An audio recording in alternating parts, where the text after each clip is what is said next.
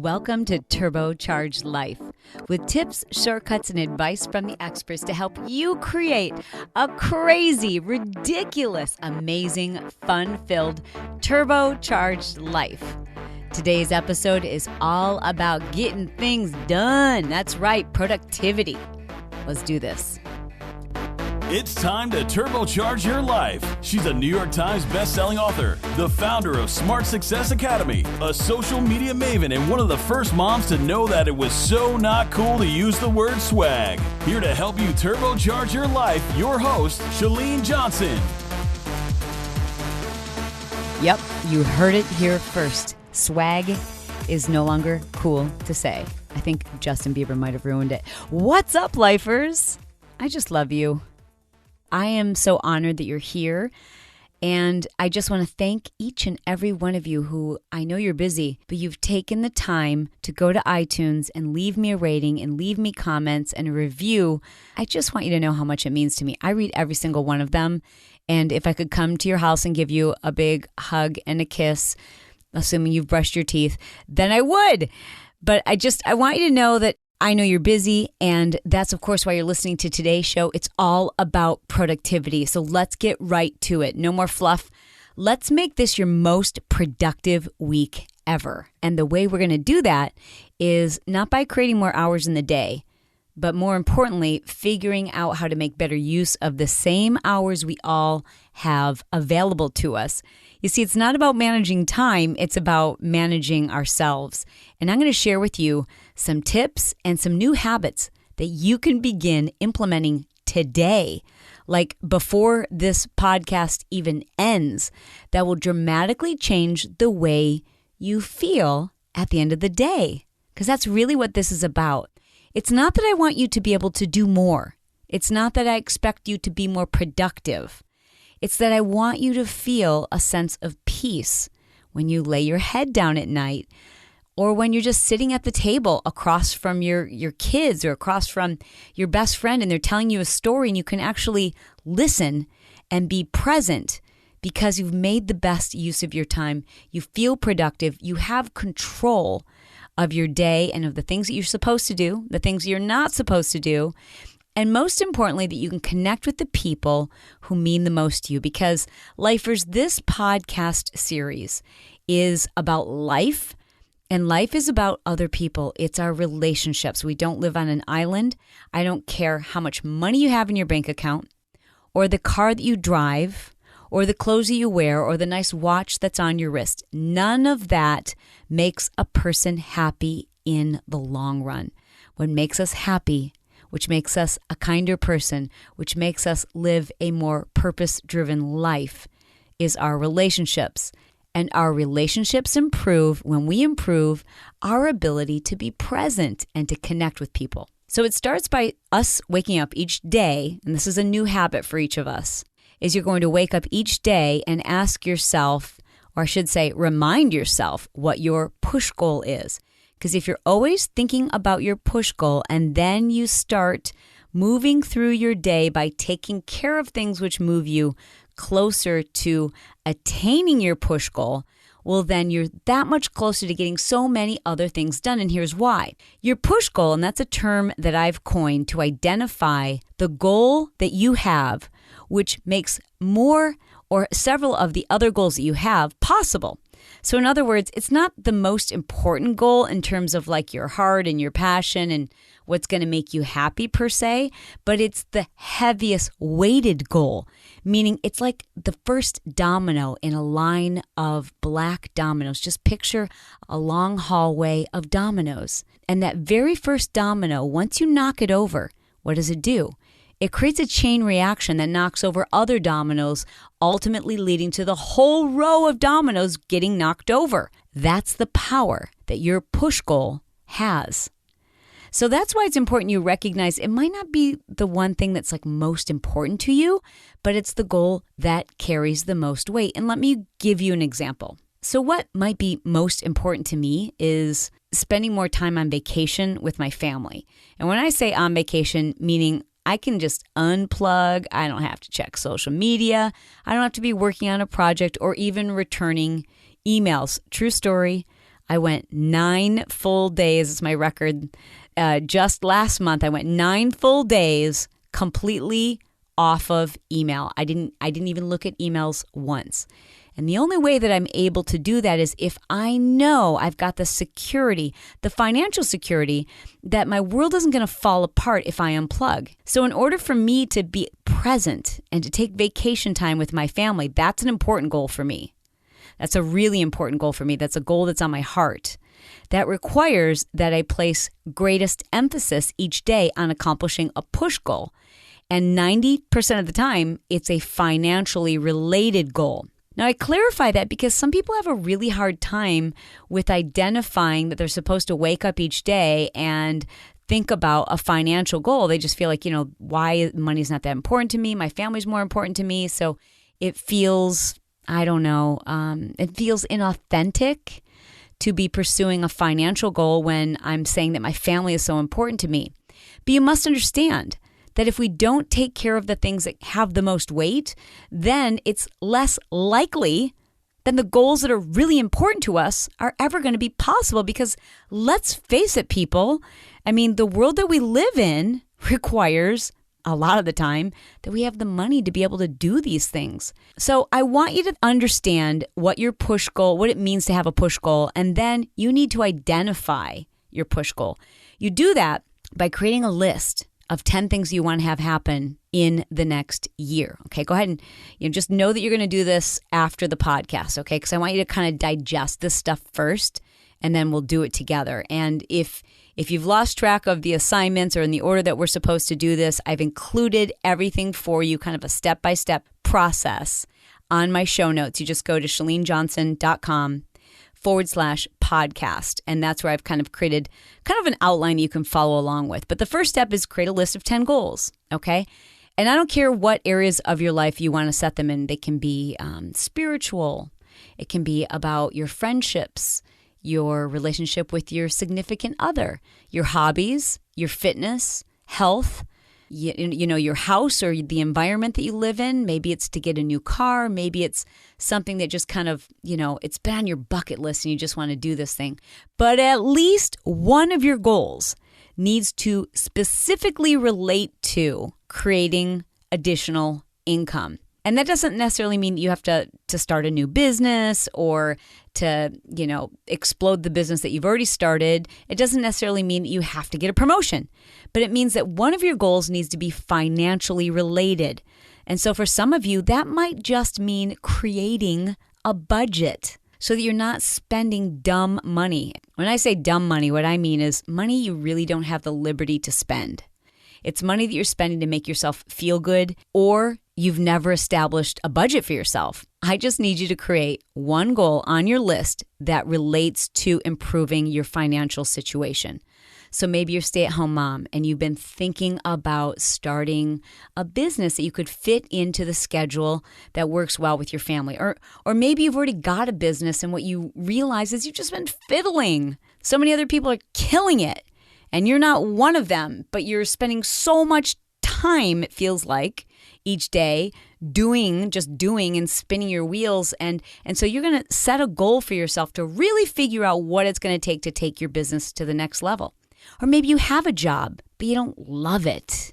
It doesn't make you wake up in the morning on Monday with butterflies, so excited to go to work. So you've always thought about this really cool way of helping other people and starting your own business. I don't want to even put too many ideas in your head because I bet you already have some great ideas, but you've got to set at least one goal that has specific financial measure. By that I mean you've got to create a goal that you're going to say, I'm going to either save this amount by this date by doing this, or I am going to generate this much income in my business by this date by doing this. So I need you to create as much specificity in that goal as possible and identify that as your push goal. That, my friends, is step one. Now, step two requires that, of course, you do step one, because now that you've identified your push goal, what you'll need to do is create what I call a brain dump or a brainstorming list. And this is really simple, but it requires you using something you might not have thought about using in a long time, and that's a pencil. a sharpened pencil, and a clean piece of paper. Now, I ask you to keep this in a notebook or something that won't get tossed aside or end up in a junk drawer. This is a piece of paper where, yes, you're just going to be doing some brainstorming, but this brainstorming list you will really only have to do once, and it's going to become one of the most important documents that you'll ever create in your own handwriting. It's really, really easy to do. All you're going to do is look at your push goal. So let's say, for example, you've made a goal that you're going to start an online business to create some passive income that you can do in the hours you have remaining in the day, or while your kids are at school, or when you come home from work, or maybe even on your lunch hour. Now, once you've done that, it's like, wow, okay, that's like a really huge goal. I don't even know where to start. I don't even know what to do. That's where most people stop. But not you. You're going to take out a pen and, a very well sharpened pencil. I love for you to do this exercise in pencil. I don't know, there's something so cool about doing this with a sharpened pencil. Don't ask me why, but it works. So you're going to sharpen that pencil, take out a piece of paper, and just brainstorm. Okay, so you want to start a business. What's next? I don't know. Research the different types of businesses you might be interested in.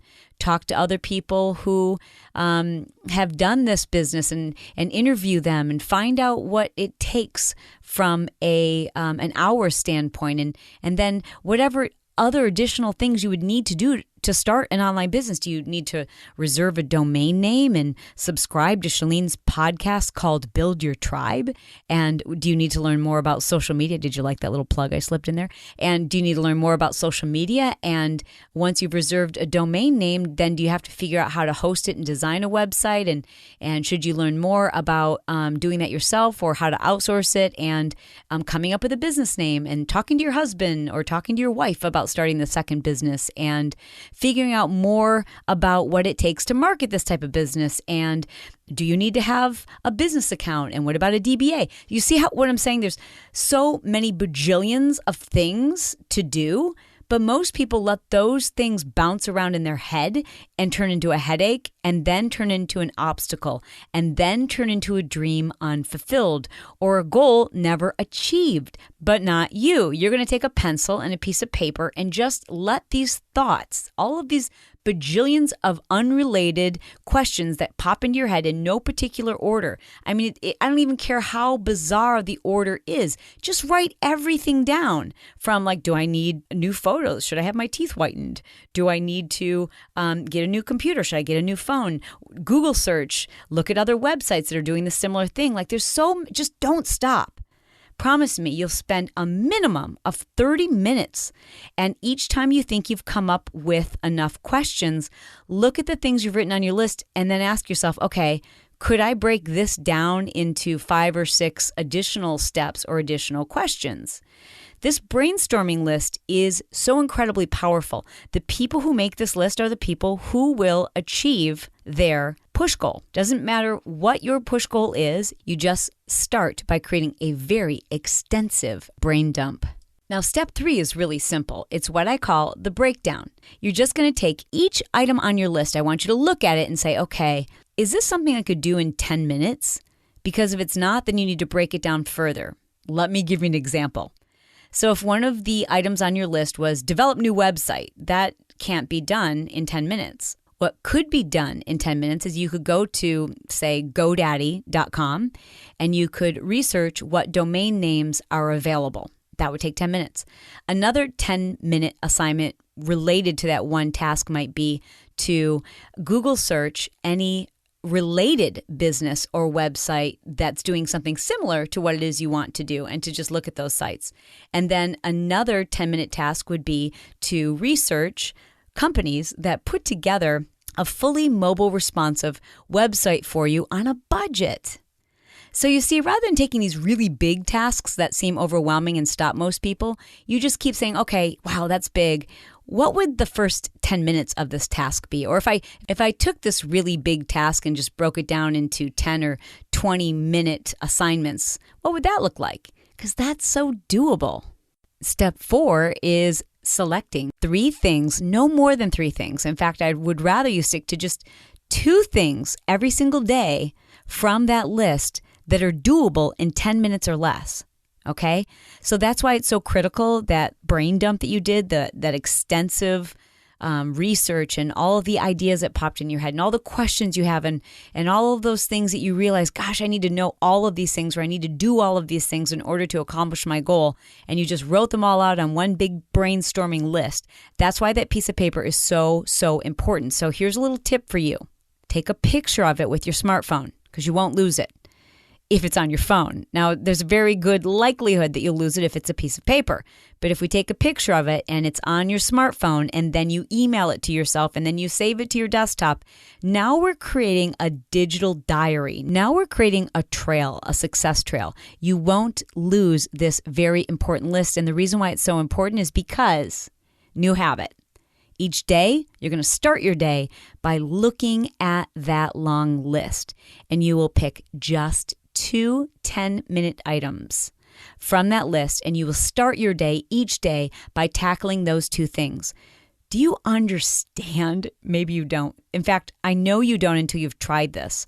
How amazingly fast you knock over that domino when every single day, like just 5 days a week, 5 days a week, you start your day by just doing 10 little 10-minute tasks towards your push goal. You become unstoppable.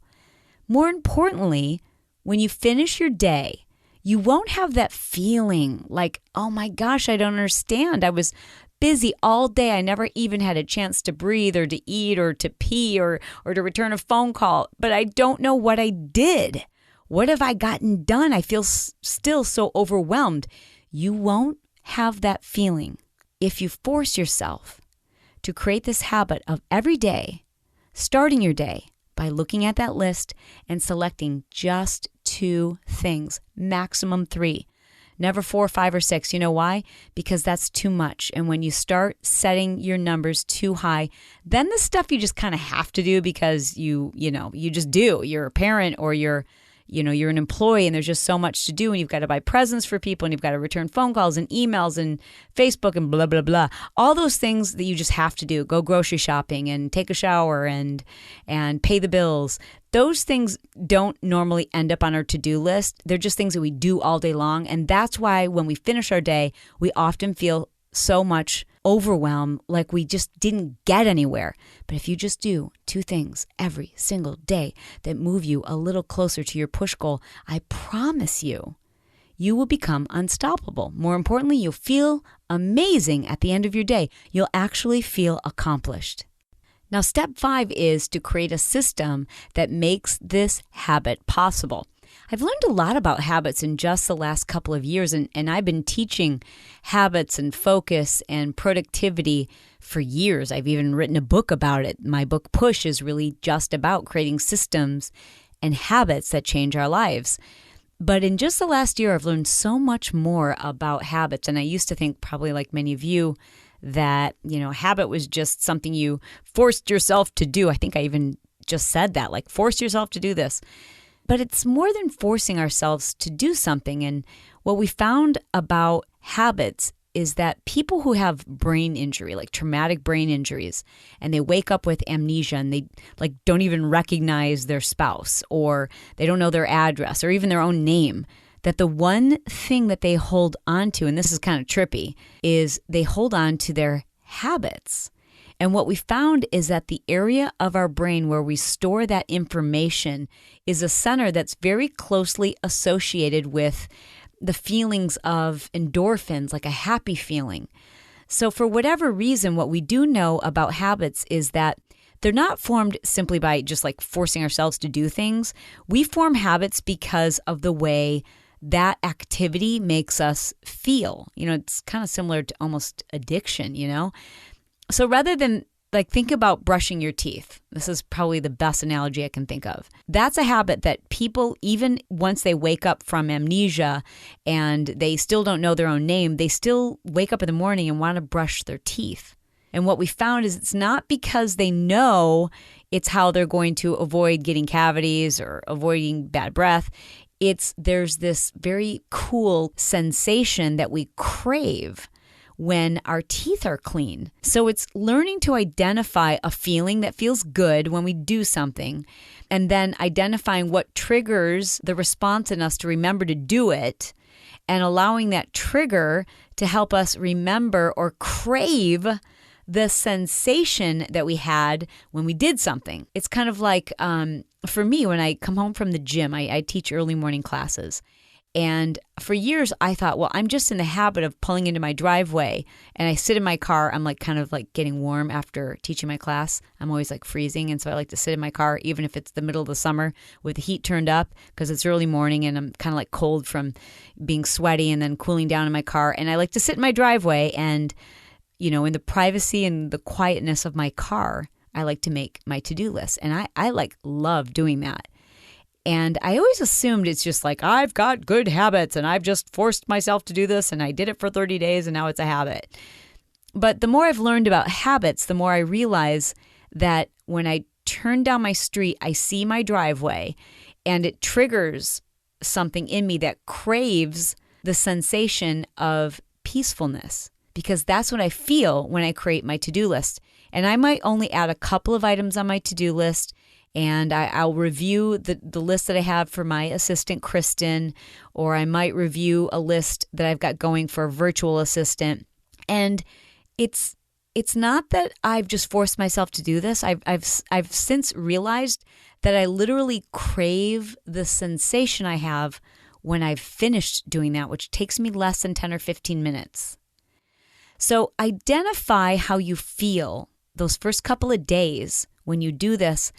And the good news is the sooner you start to crave that feeling, the first time you get through making a to-do list with just 2 items on it, and then knowing at the end of the day you did those 2 things and you feel like so accomplished, start to crave that feeling and then start to identify triggers that make you remember to do that. And those triggers will hopefully help you start to crave the feeling, not necessarily craving the habit, but craving the feeling that the habit generates for you. And I think that what you will find is it won't take 30 days or 21 days to create this habit. It might only take a couple of days to create this habit. So really identify with the way it makes you feel.